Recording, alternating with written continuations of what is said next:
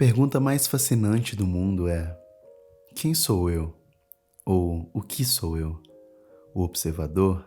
Aquele que sabe? O que você é a experiência mais inacessível de todas, completamente misteriosa e escondida. Falamos sobre o nosso ego. Usamos a palavra eu. Sempre me interessei muito pelo que as pessoas querem dizer com a palavra eu, pois ela é usada de maneiras curiosas no discurso. Por exemplo, não dizemos eu sou um corpo, mas sim eu tenho um corpo. Parece que não nos identificamos completamente com nós mesmos. Dizemos meus pés, minhas mãos, meus dentes, como se fossem algo externo a nós. E pelo que entendo, a maioria das pessoas sente que é algo localizado mais ou menos a meio caminho entre as orelhas e um pouco atrás dos olhos, dentro da cabeça, e o resto de nós fica meio pendurado a partir desse centro. E esse princípio que governa lá dentro é o que chamamos de ego. Mas eu simplesmente não consigo me livrar da ideia de que isso é uma alucinação. Isso não é de modo algum o que você é, e é uma alucinação muito perigosa, porque faz você pensar que é o centro da consciência, energia e responsabilidade, que se opõe a tudo mais. Você é o princípio dentro do seu próprio corpo, como se o seu corpo fosse um automóvel e você o motorista. Você se sente preso em uma armadilha porque seu corpo é um pouco bagunçado. Ele fica doente, cansado, se machuca e eventualmente se desgasta e morre. Você se sente preso a ele porque sente que é diferente dele. Além disso, você sente que o mundo fora do seu corpo é uma terrível armadilha, cheia de pessoas estúpidas que às vezes são legais com você, mas na maioria das vezes não são. Todos estão cuidando apenas de si mesmos, assim como você, e por isso há um grande conflito acontecendo. O resto do mundo, além das pessoas, é absolutamente insignificante. Animais, plantas, vegetais, rochas, por fim. Por trás de tudo isso existem centros ardentes de radioatividade chamados estrelas, e lá fora não há ar, não há lugar para uma pessoa viver. Acabamos nos sentindo como centros de consciência muito sensíveis e vulneráveis, confrontados com um mundo que não dá a mínima para nós. E, portanto, precisamos lutar contra esse mundo externo e dominá-lo conforme a nossa vontade. Falamos sobre a conquista da natureza, conquistamos tudo. Falamos sobre a conquista das montanhas e a conquista do espaço, a conquista do câncer, etc. Estamos em guerra, e é porque nos sentimos como princípios de egos solitários, presos de alguma forma inseparável a um mundo que não segue o nosso caminho, a menos que consigamos forçá-lo de alguma forma.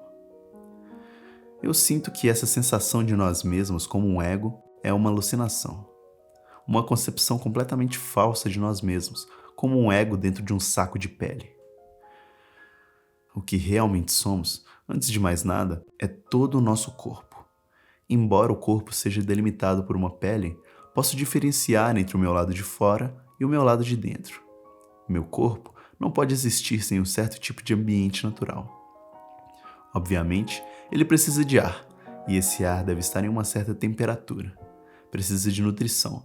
Requer estar em um certo tipo de planeta perto de uma estrela quente que gira regularmente ao redor dele de forma harmônica e rítmica para que a vida possa continuar. Essa organização é tão essencial para a existência do meu corpo quanto os meus próprios órgãos internos. Meu coração, meu cérebro, meus pulmões e assim por diante. Portanto, não há realmente como separar-me como um corpo físico do ambiente natural em que vivo. Isso significa que eu, como corpo, me relaciono com o meu ambiente natural da mesma forma como as abelhas se relacionam com as flores. As abelhas parecem muito diferentes das flores. A flor cresce do chão, colore e perfuma o ar. A abelha é independente, zumbindo e voando. Mas onde não há abelhas, não há flores, e onde não há flores, não há abelhas. Elas vão juntas, e nesse sentido formam um único sistema. Substitua a palavra sistema pela palavra organismo, uma única forma de vida, um único indivíduo, abelhas e flores, por mais diferentes que pareçam. Naturalmente, meus pés parecem muito diferentes da minha cabeça. Claro, há uma conexão entre eles e, portanto, dizemos, bem, é tudo uma coisa só, obviamente. Eles são muito diferentes, mas ambos são eu.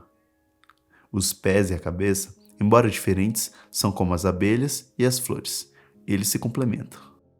Portanto, para me definir de forma científica, para fazer uma descrição clara do meu corpo, meu organismo, meu comportamento e descrever o que ele está fazendo, devo também descrever o ambiente, o entorno no qual ele está fazendo isso.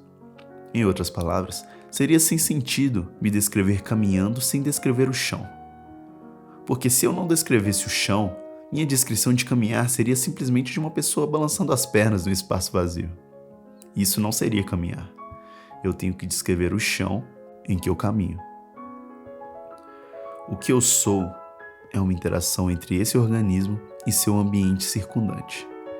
E eles estão conectados e constituem o que chamamos na física de um campo unificado. E é isso que eu sou do ponto de vista puramente físico e científico. Pode envolver muito mais coisas do que isso, mas eu sou um organismo ambiente. Mas isso não é o que o meu ego sente.